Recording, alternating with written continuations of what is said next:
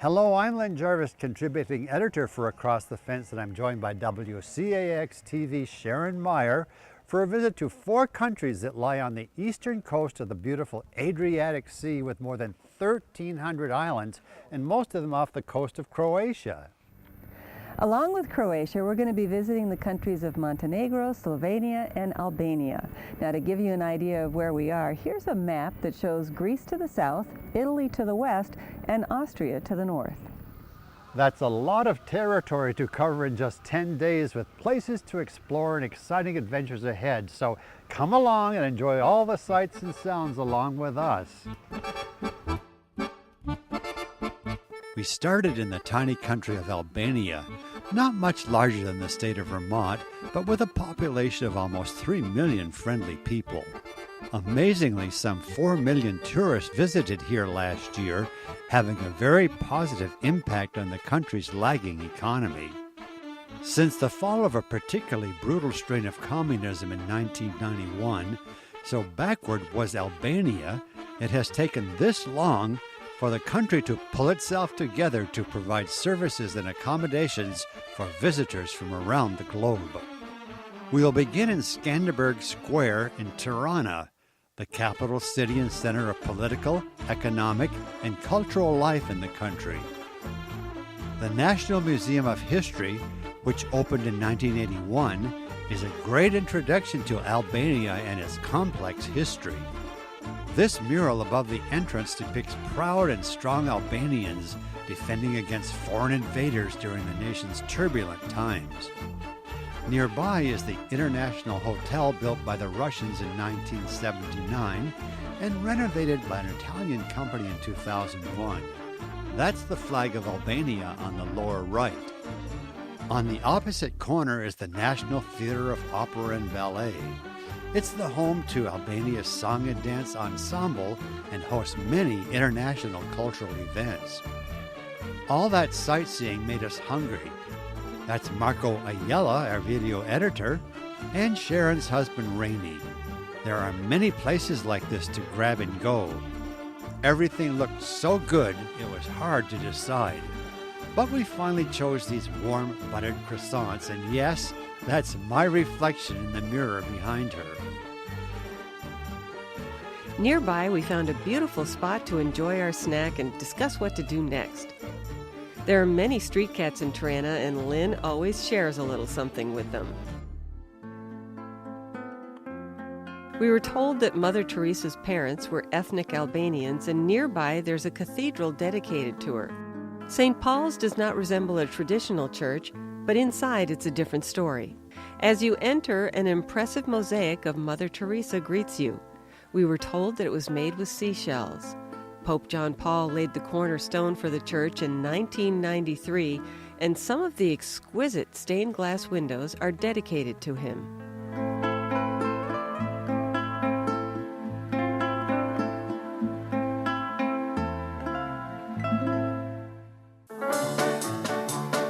We came upon this pyramid structure looking completely out of place and learned it was once a museum dedicated to communism. For more than 20 years, there has been indecision as to whether to tear it down or preserve it, however dark as a piece of their history. Through all of the debate, the place deteriorates, but one thing remains constant: teenagers climbing up its slopes to get a better view. What was that? The younger boys are faster. And some tourists who think they are still teenagers.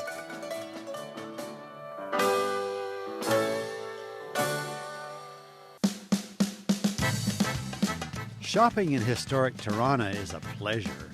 You are not harassed by vendors. The merchandise is of high quality and is fairly priced. Here are some of my favorite scenes.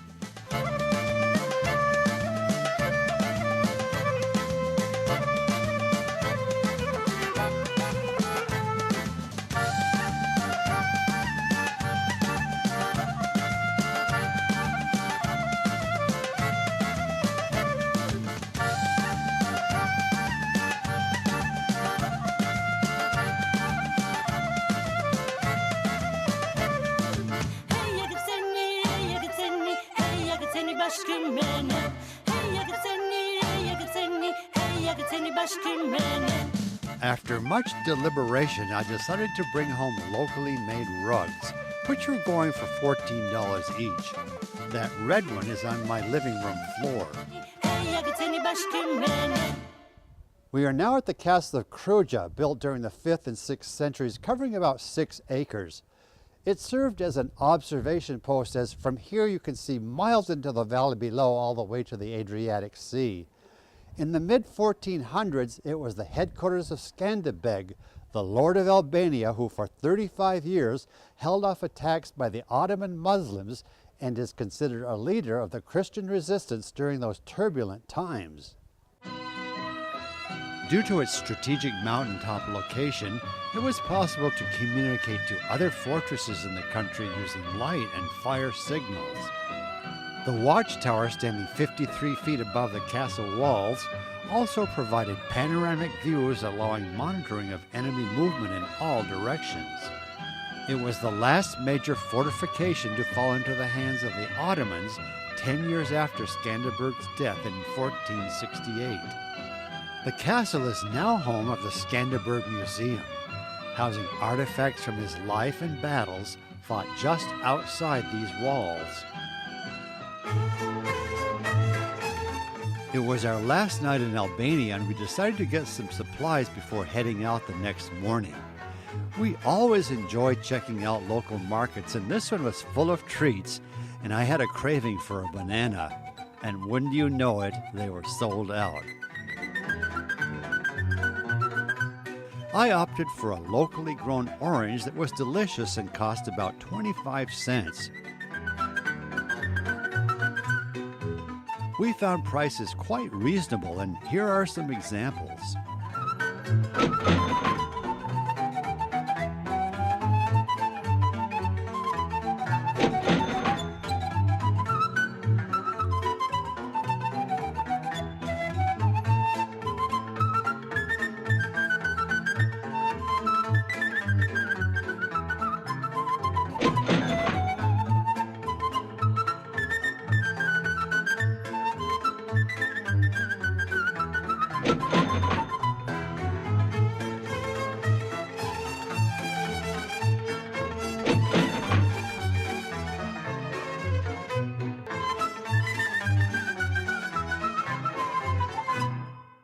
We've arrived in the beautiful country of Montenegro, and our base will be in Kolišin, which is located in the thick pine forests of the Belasica Mountains. That's close to the Tara River Canyon, with the deepest gorges in Europe and the Bay of Kortor, one of the prettiest in the world. Montenegro is known as the jewel of the Mediterranean, nestled in the beautiful Adriatic coast with its lovely beaches and ocean views. Having recovered from the Yugoslav wars that crippled the tourist industry, the small country, with about a population of Vermont, is now thriving. National Geographic travelers list it as 50 places of a lifetime, and by Lonely Planet, a top tourist destination. It's currently ranked as the second fastest growing tourism market in the world, falling just behind China. Our first stop was the Moraca Monastery, the largest of its kind in Montenegro, built in 1252.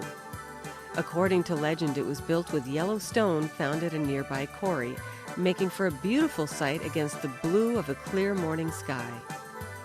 Inside, one can see beautifully preserved frescoes and icons dating back to the 17th and 18th century.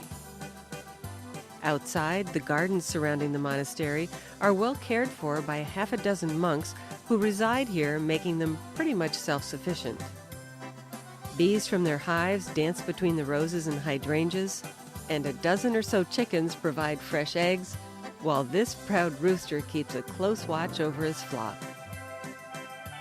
The views from the monastery are spectacular, and there in the valley is the Moraca River that flows southward for some 70 miles, and the cold water from this mountain stream is used to keep beverages icy cold for thirsty tourists.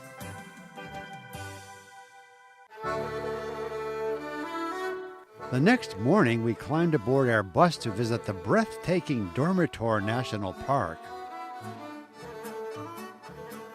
It is Montenegro's largest protected area, shaped by glaciers, rivers, and underground streams.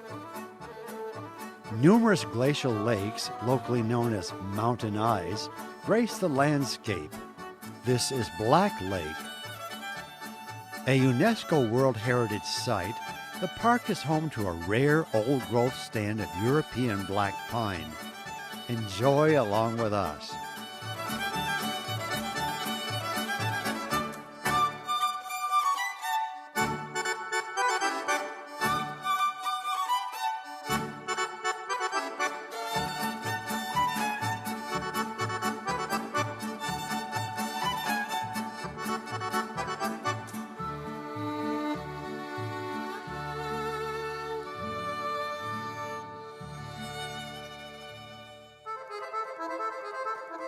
To leave the park, we had to cross the Terra Bridge built in the late 1930s.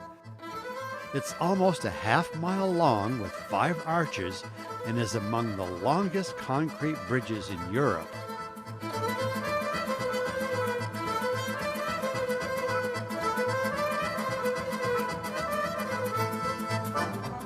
Close by was a zip line that is the longest in Europe, almost a quarter of a mile, that provides spectacular views of the bridge and canyon below.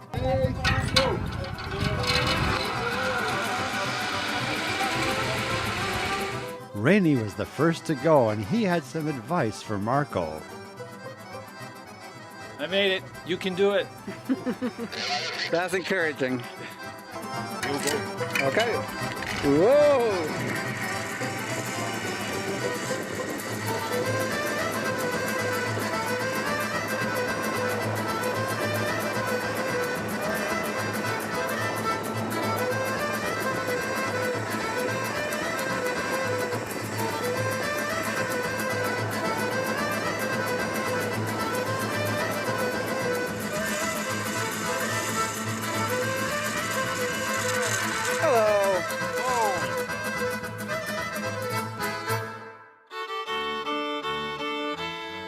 Our last stop in Montenegro was Kotor, a city steeped in history and tradition.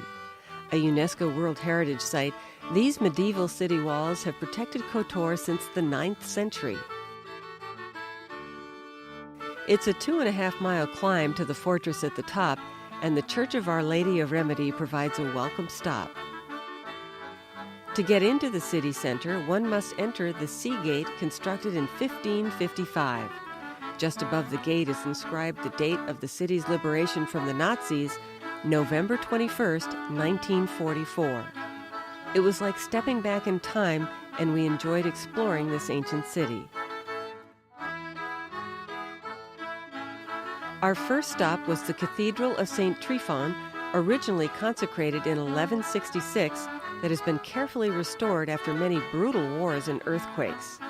Inside, frescoes date back to the 14th century, and a stone carving above the altar depicts the life of St. Tryphon, the patron saint and protector of Kotor.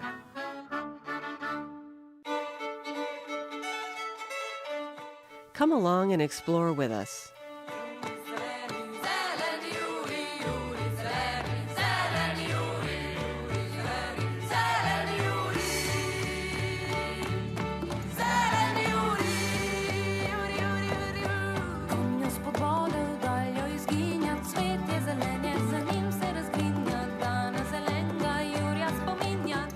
We worked up quite an appetite with all that sightseeing, and the aroma of cooking pizza drew us into Pizzeria Pronto. Cheers to all you loyal Across the Fence viewers, and from Sharon, Rainey, Marco, and me, we wish you were here to enjoy along with us.